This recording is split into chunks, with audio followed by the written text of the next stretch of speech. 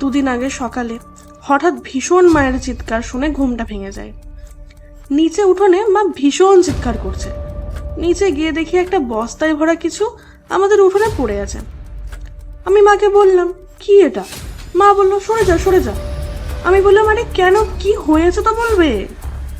দিয়ে বস্তাটা একটু ফাঁক করে দেখলাম, পাশের বাড়ির কুকুরটা গলাটা কেউ ছুরি দিয়ে কেটে দিয়েছে। সে কি রে?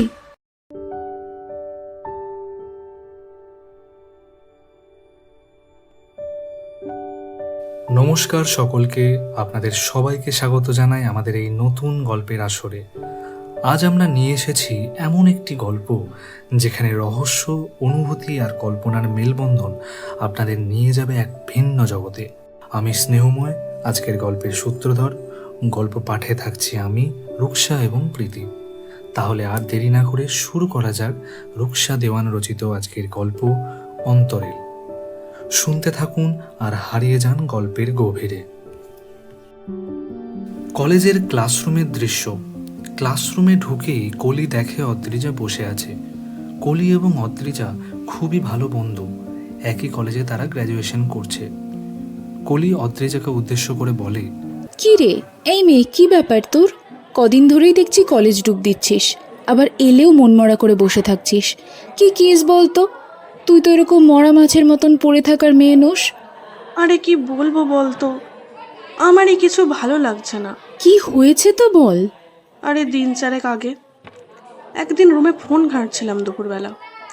এমনিতেই তো চারিদিকের কোনো আওয়াজ থাকেই না জানিস। হঠাৎ দেখছি নিচে থেকে বিড়ালের গুঙানির আওয়াজ। তুই তো জানিস আমাদের বাড়িতে একটা বিড়াল থাকে না, রোজ যাকে খাবার দিরে, তোকে তো ছবিও দেখিয়েছি। হ্যাঁ হ্যাঁ, দিয়ে? হ্যাঁ, তো ছুটে গিয়ে নিচে দেখি পাশের বাড়ির একটা কুকুর আছে বুঝলি। ব্যাটা আমার বিড়ালটার সাথে মারামারি করতে করতে এমনভাবে গলাটা কামড়ে ধরেছে যে বিড়ালটা একেবারে আধমরা হয়ে গেছে। এই সেরেছে সে কি রে? হ্যাঁ রে। দিয়ে আমি কুকুরটাকে কোনো মতে তাড়িয়ে বিড়ালটাকে দেখলাম, না, আর বেঁচে নেই। গলাটা এমন ভাবে ধরেছিল না, রক্তারক্তি পুরো। বুঝেছি, তোর মন খারাপ হওয়াটা স্বাভাবিক, তবে এটা নিয়ে পড়ে থাকলে তো। আরে দাঁড়া, পুরোটা শোন। পুরোটা শোন মানে? আরো কিছু হয়েছে নাকি? আর সেটাই ভাবাচ্ছে বেশি। দুদিন আগে সকালে হঠাৎ ভীষণ মায়ের চিৎকার শুনে ঘুমটা ভেঙে যায়। নিচে উঠোনে মা ভীষণ চিৎকার করছে। নিচে গিয়ে দেখি একটা বস্তায় ভরা কিছু আমাদের উঠোনে পড়ে আছে। আমি মাকে বললাম, কি এটা? মা বললো, সরে যা সরে যা। আমি বললাম, আরে কেন, কি হয়েছে তো বলবে। দিয়ে বস্তাটা একটু ফাঁক করে দেখলাম, পাশের বাড়ির কুকুরটা গলাটা কেউ ছুরি দিয়ে কেটে দিয়েছে। সে কি রে? তুই শিওর যে কেউ মেরে দিয়েছে? ক্লিয়ার দেখা যাচ্ছে ভাই, গলাতে কেউ ছুরি চালিয়েছে। অদ্ভুত ব্যাপার তো। কে মারলো? তার থেকেও বড় কথা, কেন মারলো। এইসব নিয়ে ভেবে ভেবে না আমার আর কিচ্ছু ভালো লাগছিল না, তাই কলেজ আসতে বিরক্ত লাগছিল। আর আমি জানতাম আমি এলে এইরকম চুপচাপ থাকলেই তোরা সব আমাকে জিজ্ঞেস করবি কি হয়েছে। শোন, বাদ দে, এসব নিয়ে পড়ে থাকিস না। যা হবার হয়ে গেছে। এটা নিয়ে এত ভেবে নিজের মাথা খারাপ করলে অন্যদিকে আর মন দিতে পারবি না।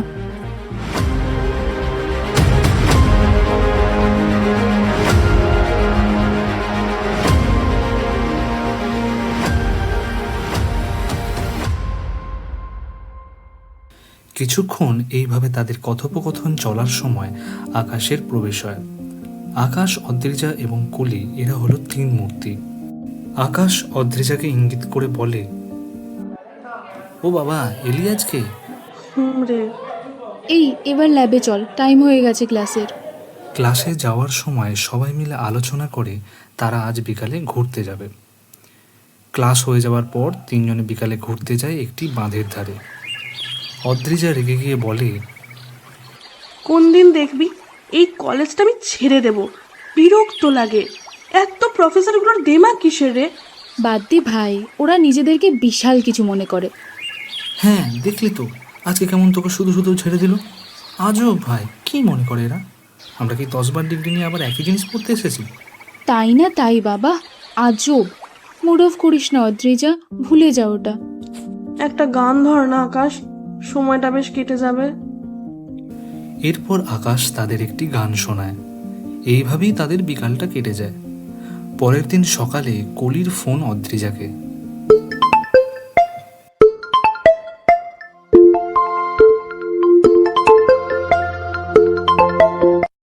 এই ভাই, জানিস কালকে কি হয়েছে? কি হয়েছে? এত সকালে ফোন করলি? আরে কালকে ইপসিতা ম্যামের সেমিস্টার 3 এর ফাইনাল সেমিস্টারের খাতা জমা দেওয়ার কথা ছিল এইচওডিকে। ম্যামের রুম থেকে সেই খাতাগুলো অর্ধেক পোড়া অবস্থায় পাওয়া গেছে। দিয়ে এইচওডি যাতাভাবে ওনাকে অপমান করেছে সবার সামনে। ওনাকে জানিস 7 দিনের জন্য সাসপেন্ডও করে দিয়েছে কলেজ থেকে। সে কি? এরকম তো আমাদের কলেজে কখনো ঘটেনি। এসব কি হচ্ছে বলতো? ভাই, তোকে একটা কথা বলবো না, মানে বেশি ভাবছি সেটাও তুই হয়তো ভাবতে পারিস, তবে আমার না একটা ব্যাপার খটকা লাগছে। কি ব্যাপার? তোর বিড়ালটাকে যে কুকুরটা মেরেছিল, সেই কুকুরটাকে পরের দিন কেউ গলা কেটে তোর বাড়ির সামনে ফেলে দিয়ে গেছে। আবার ইপসিতা ম্যাম তোকে সেদিন ক্লাসে যাতাভাবে ঝেড়েছিল কোনো কারণ ছাড়া। আবার পরের দিনই এই একটা কাণ্ড ঘটলো। তুই ঠিকই বলতে চাইছিস, বলবি? কিসের সাথে কি মেলাতে চাইছিস? তুই কলেজে আয়, বাকিটা বলছি। ঠিক আছে।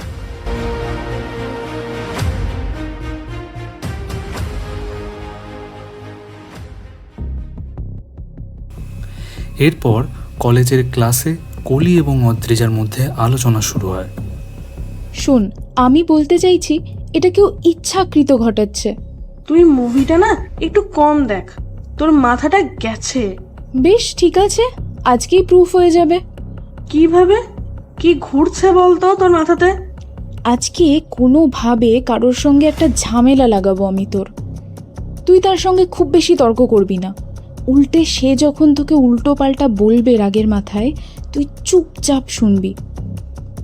শুনে মন খারাপ করে বসে থাকবি। তারপর দেখব যে তার সাথে কিছু ঘটছে কিনা। তোর কি মাথা খারাপ হয়ে গেছে?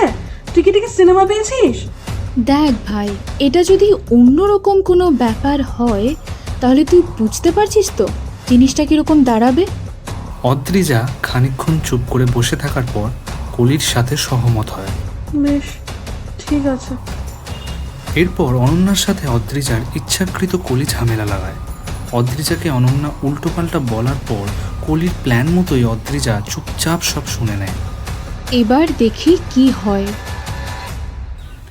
দুদিন পরে কলেজে হঠাৎ অনন্যার দেখা মেলে না। কলি অনন্যারই এক কাছের বন্ধু অভিকে জিজ্ঞেস করে, এই অভি, অনন্যা কোথায় রে? কলেজে আসেনি কালকে, আজকেও আসেনি। তুই জানিস না ওর তো অ্যাক্সিডেন্ট হয়েছে কালকে, হাসপাতালে ভর্তি, পায়ে হাতে ভালোই লেগেছে। সে কি? যা ভেবেছিলাম ঠিক তাই। ও ও আচ্ছা, বেশ। সিঁড়ি দিয়ে ছুটে ওপরে ক্লাসরুমে গিয়ে অদ্রিজা বলে চেঁচিয়ে ওঠে কলি। অদ্রিজা ভাই শোন, অনন্যা হাসপাতালে। মানেটা কি? কেন? আরে অভি বলল কালকে ওর নাকি অ্যাক্সিডেন্ট হয়েছে। অদ্রিজা চিন্তিত মুখে বসে পড়ে, মনে মনে ভাবে এসব কি হচ্ছে। দেখলি তো, আমি বলেছিলাম না তোকে, হলো। এই কি বলছিস তুই? কি বলছিলি যেটা হলো? ও হ্যাঁ, তুই তো আবার কিছুই জানিস না। আরে আসলে একটা ব্যাপার হয়েছে। এরপর পুরো ব্যাপারটা আকাশকে বলে কলি। তারপর অদ্রিজা বলে, যেটা হচ্ছে সেটা একদম ঠিক হচ্ছে না। সেটা তো ঠিক আছে, কিন্তু তুই বুঝবি কি করে যে কে করছে? ডিপার্টমেন্টে এতজন আছে, সবাই ঘটনাগুলো জানে। একটা উপায় আছে অদ্রিজা, তোর সাথে আমার ঝামেলা হবে এবার। মানে কি বলছিস? কিসের ঝামেলা? আরে এটা একটা ট্র্যাপ। আমি তোকে ইচ্ছে করে কোনো একটা কারণে কষ্ট দেব, আর তুই সেটা নিয়ে আপসেট থাকবি। কি করবি তুই? তোর পরশু ম্যামকে একটা অ্যাসাইনমেন্ট জমা দেওয়ার কথা না? হ্যাঁ, কেন? হ্যাঁ, ওটাতে আমি ইচ্ছে করে জল ফেলে দেব। তুই সেটা নিয়ে চেঁচামেচি করবি, আমিও রাগের মাথায় তোকে যা তা বলবো। তুই এবার ওটা নিয়ে মন খারাপ করে থাকবি। এবার দেখি কি হয়। ভাই তুই যেচে পড়ে নিজের ক্ষতি করবি নাকি? খেপেছিস? হে আকাশ, ওকে একটু বোঝা না। কিচ্ছু হবে না আমার, তুই এত ভয় পাস না। আকাশ না হয় যাবে আমার সাথে, তাহলেই তো হলো। হ্যাঁ নিশ্চয়।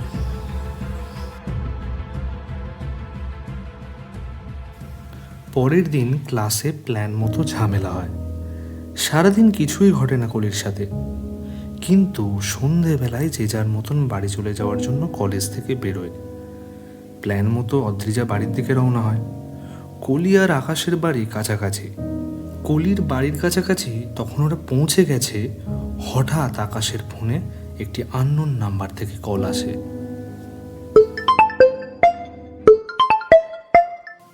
হ্যালো, কে বলছেন?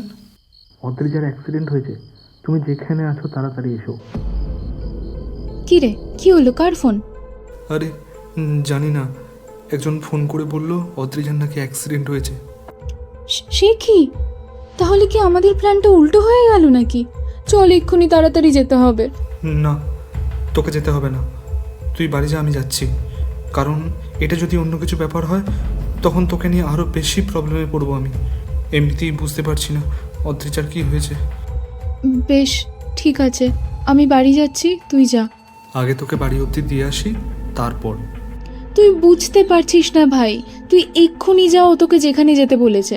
কারণ সত্যি যদি কিছু হয়ে থাকে, আর এমনিতেও আমার বাড়ি এসেই গেছে, এটা তো আমারই পাড়া, তুই এত চিন্তা করিস না। ঠিক আছে, তুই কিন্তু কোথাও দাঁড়াবি না, সোজা বাড়ি যাবি। হ্যাঁ। এরপর আকাশ সেই জায়গায় যায়, দেখে সেখানে কেউ নেই, ফাঁকা রাস্তা। অদ্রিজার ফোনটা এতক্ষণে রিং হচ্ছে। এর আগে আকাশ অনেকবার ট্রাই করেছে, কিন্তু একবারও রিং হয়নি।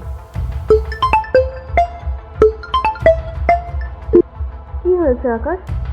কলি ঠিক আছে তো? আরে হ্যাঁ, ও ঠিক আছে। তুই ঠিক আছিস তো? মানে আমার আবার কি হবে? আমি তো বাড়িতে। আরে আরে বলিস না, একটা লোক হঠাৎ ফোন করে বলল তোর নাকি অ্যাক্সিডেন্ট হয়েছে। তাই তো আমি এত তাড়াহুড়ো করে এলাম। কলি কোথায়? কলি তো বাড়ি চলে গেছে। তুই ওকে বাড়ি অবধি দিয়ে তারপরে এসেছিস তো? আরে না, বাড়ির সামনেই প্রায়, আর একটু রাস্তা বাকি ছিল বটে, তখনই তো ফোনটা এলো। আর তুই কলিকে ওইখানে রাস্তায় একা ছেড়ে চলে এসেছিস, তাই তো? হ্যাঁ মানে কলি তো বললো ওটা ওর পাড়া, আর কোনো সমস্যা হবে না তাই। তোদের মাথায় কি বুদ্ধি শুদ্ধি বলে কিচ্ছু নেই? তোরা কি বুঝতে পারলি না যে এটা তোকে সরানোর জন্য ওর কাছ থেকে করলো কেউ? কলিকে এক্ষুনি ফোন কর। আচ্ছা তারা দেখছি। খানিকক্ষণ পর অদ্রিজার কাছে আবার আকাশের ফোন আসে। হ্যালো। হ্যাঁ বল। কলি হাসপাতালে। মানেটা কি? ও যখন ফিরছিল তখন ওকে কেউ একটা রাস্তার পাশে থাকা পুকুরে ফেলে দেয়। ও তো সাঁতার জানে না। দেখলি, আমি বারবার বলেছিলাম এইসব করতে যাস না, যাস না। তোরা কেউ একটা কথাও আমার শুনলি না। আমি এক্ষুনি বেরোচ্ছি। কয়েকদিন পরে কলি সুস্থ হয়ে ওঠে এবং অদ্রিজা আর কলি একটি জায়গায় বসে আলোচনা করে। ওরকম অন্ধকার রাস্তার মধ্যে কাউকে দেখতে পেয়েছিস বলে তো মনে হয় না।